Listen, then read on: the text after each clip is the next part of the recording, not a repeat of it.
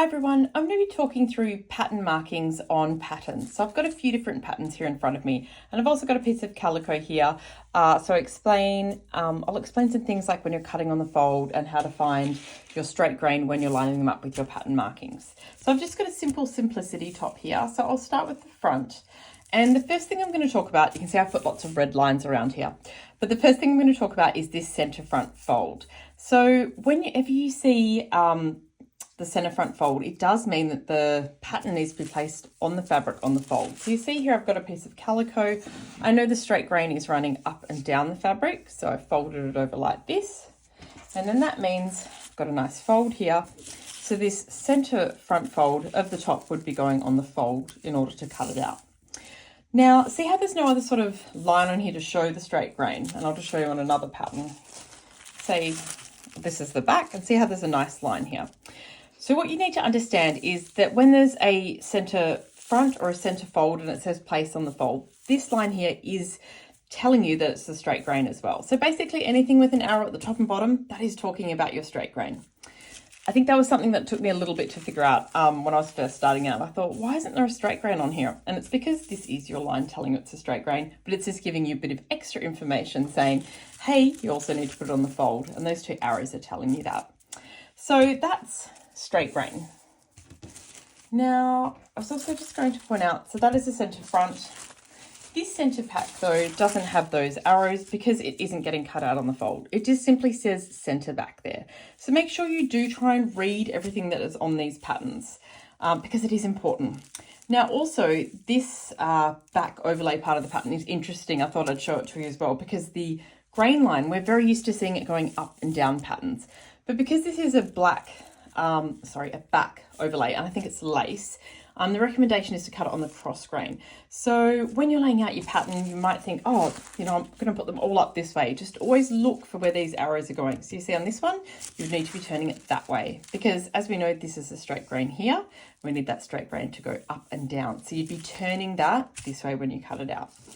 Also, what I've drawn in on this pattern is a stitch line. Let me wind it back a bit though. I should have talked about cut line first. So our cut line is what goes all the way around the edge of the pattern because that is where we're cutting the pattern and we're cutting the fabric. So the cut line is just the whole edge around the pattern. Now I have cut this out in a 12, so currently you're seeing the cut line of the 12. But what is never drawn in on patterns is the stitch line. And if it was drawn in, it would be very confusing. Reason being is that this is a multi-size pattern. So we've got a 4, 6, 8, 10, and 12. I've cut it out at the 12. What I've drawn in the red line is the stitch line markings. So I know because this pattern is a 1.5 centimeter seam allowance, there's 1.5. So I've drawn in the stitch lines at 1.5. Now, if you ever get out a pattern and you think that looks way too big, that's not going to fit me, just draw in the stitch lines because you'll see straight away how much smaller the garment's going to be because it is a substantial amount you're taking off. It's 3 centimeters because it's 1.5 from this side and that side. And the top, the bottom, all of it, you're taking 1.5 off. So I always find that interesting when I look at tops and think they look too big. Draw in the stitch lines, they suddenly don't look too big.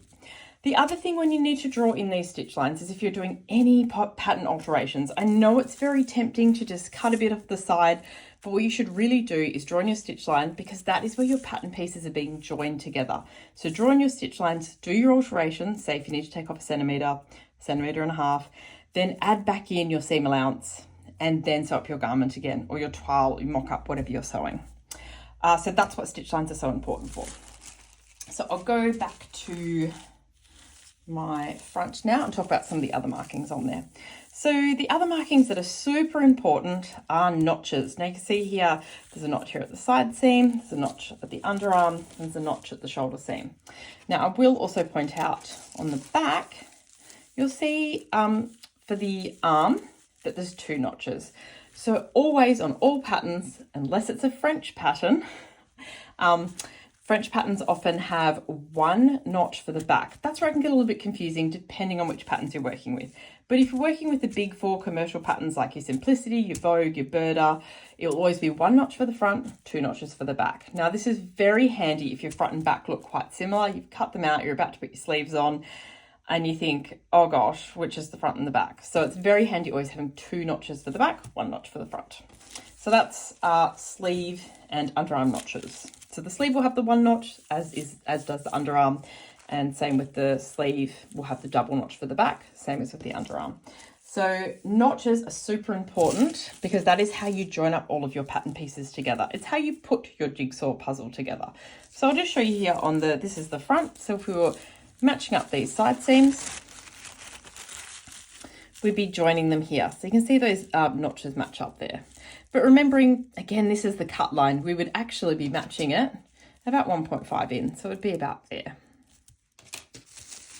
So they are your notches. The other thing on patterns, you'll see I've circled all these little dots or markings. Now what these mean is they're either, they can have multiple reasons. They're either a match point or, so match point meaning it's where you've got to match two pieces up together.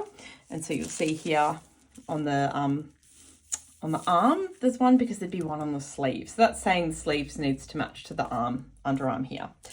The other time you see them is at zippers or at darts, and it means you need to stop sewing. So I guess once you've been sewing for a little bit, you'd realize that's a dart. That doesn't need to match up with something necessarily. It's just telling you that you're going to be stitching along here. Those little dash lines mean you're going to be stitching along there. And then that is where you're going to stop with the dart. So they're little dots or markings. I don't think they have any other fancier terminology than that. So I think, let's see, we've gone over the dots, the match markings, or when to stop sewing. These little dotted lines here mean you are pinning and then you're going to be stitching them. They are darts. And we talked about notches, so that is where you join up the pattern pieces. We talked about center front or grain lines. They will always have those two arrows on them. Center back often will just say center back on it, unless it had a pattern or a similar design to the front, then it would also have these arrows on it as well.